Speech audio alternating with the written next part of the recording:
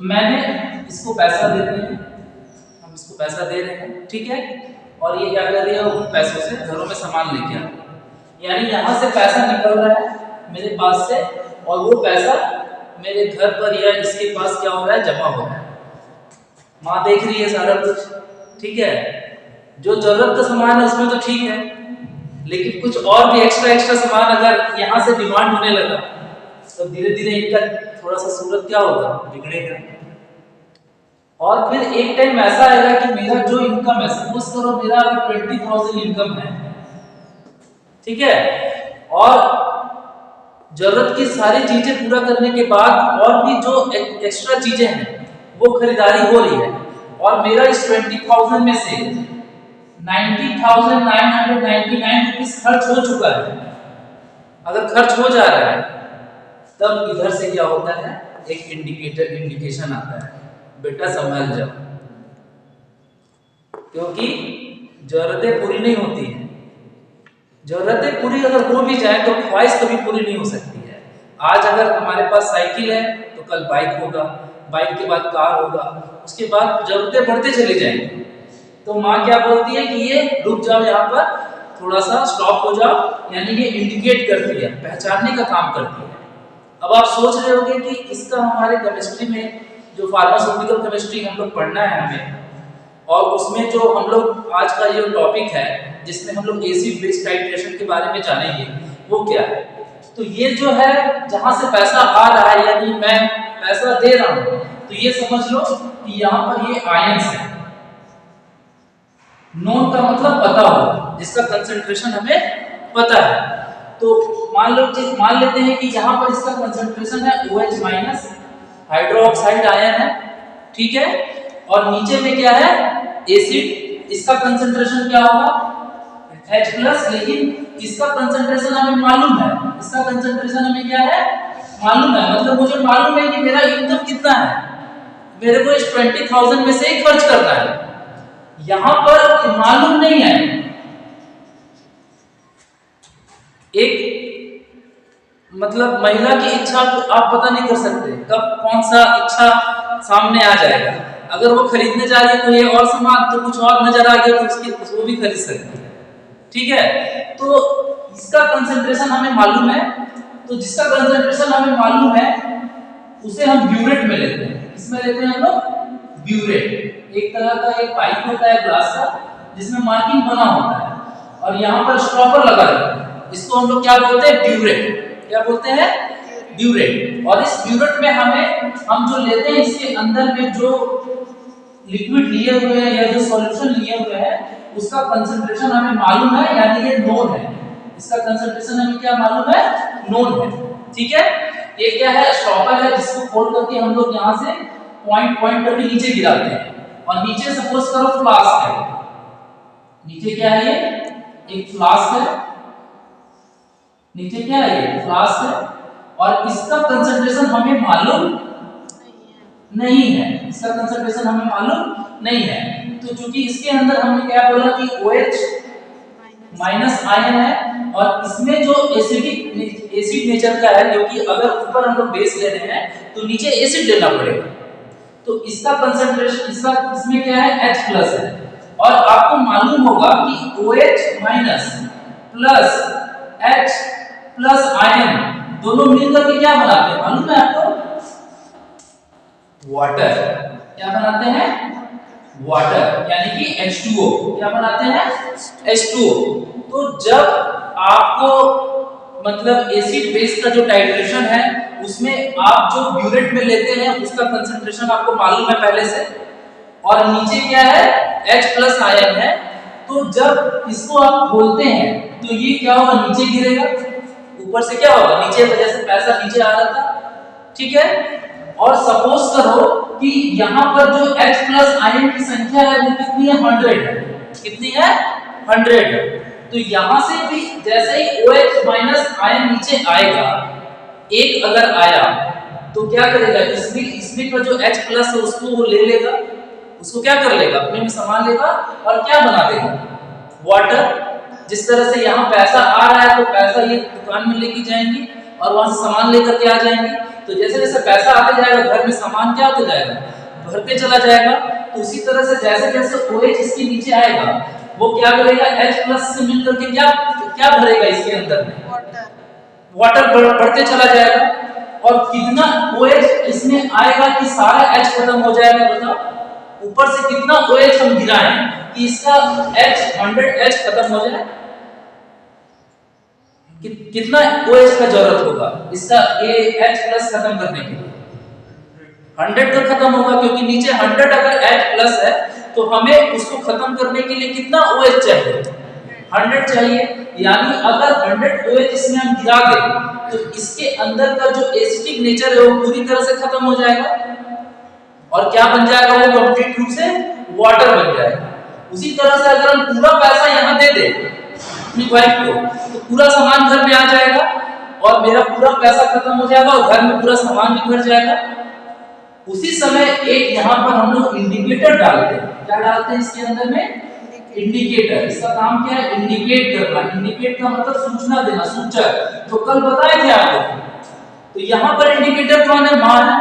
बेटा संभल जाओ, मेरे को बुला के बोलेगी या किसी को भी बोलेगी जितना पैसा तुम दिए सब क्या हो जा रहा है, खत्म हो जा रहा है। तो इंडिकेटर क्या करेंगे, यहाँ पर बताएंगे कि इसमें जो रिएक्शन हो गया वो कंप्लीट हो गया, इसमें जो रिएक्शन हो रहा है एसिड और बेस का वो क्या हो गया है, कंप्लीट हो गया है। और अगर आप एक और OH 100 हो, यहाँ पे कितना OH आ गया, 100 OH आ गया, तो ये पूरा न्यूट्रलाइज हो गया है। अब हम खोलेंगे और इसमें से और OH गिराएं तो क्या होगा, वो इंडिकेटर से रिएक्ट करेगा और इसका जो कलर है वो क्या होगा, चेंज हो जाएगा, कलर क्या हो जाएगा, चेंज हो जाएगा। ठीक है, तो फिनोल्फ्थेलिन एक इंडिकेटर है, वो एसिडिक नेचर में उसका कोई रंग नहीं होता है, लेकिन बेसिक नेचर में वो क्या हो जाता है, पिंक हो जाता है। तो मान लो कि हम और OH गिराएं और ये इंडिकेटर कौन सा है, फिनोल्फ्थेलिन।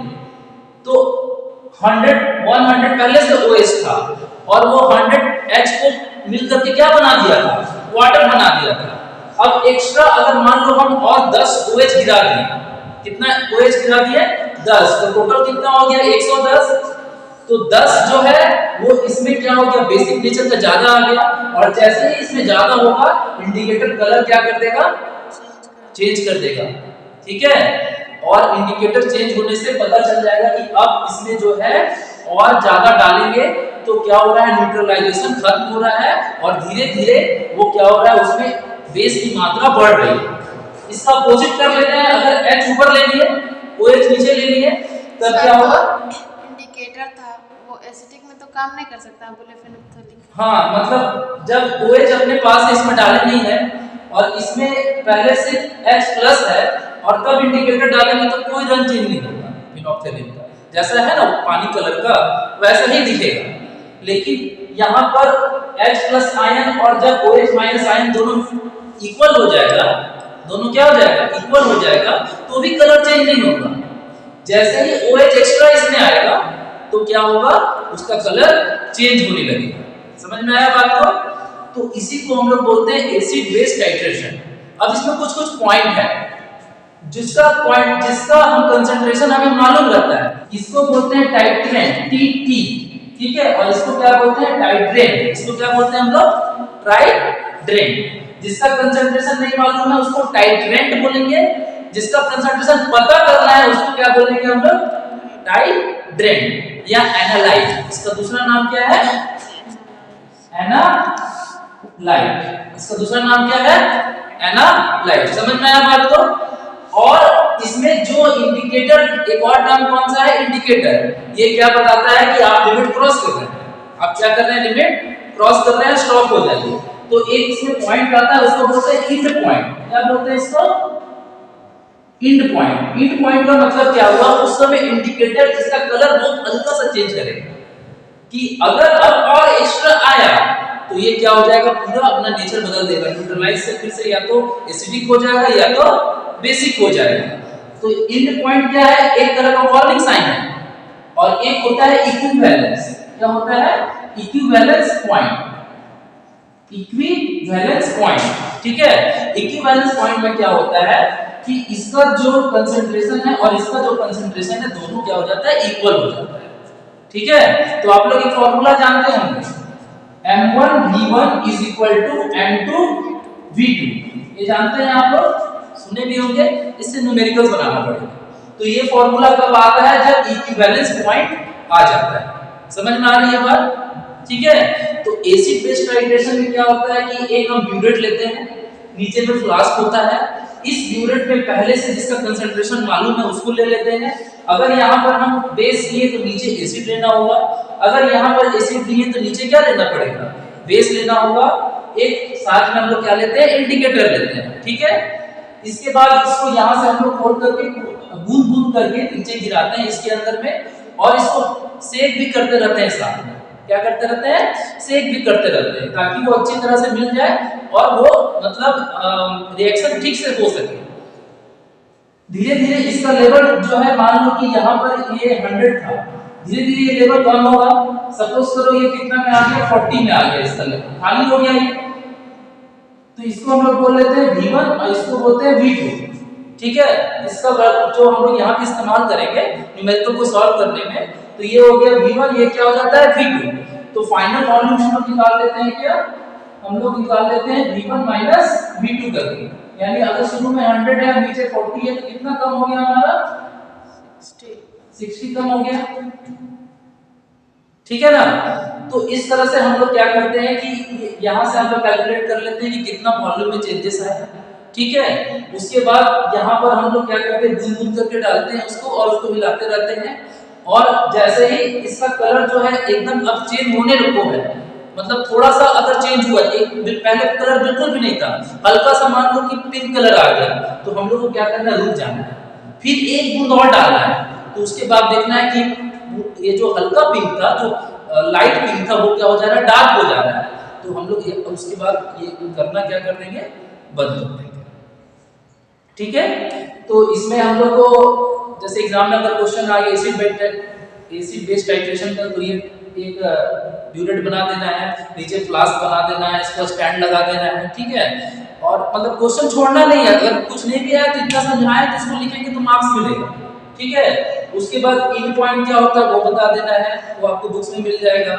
इक्विवेलेंट पॉइंट क्या होता है वो बता देना है, फिर टाइट्रेंट क्या होता है वो बता देना है, ट्राइडेंट क्या होता है वो बता देना है, इंडिकेटर क्या होता है वो बता देना है, ठीक है। यहाँ तक ये था।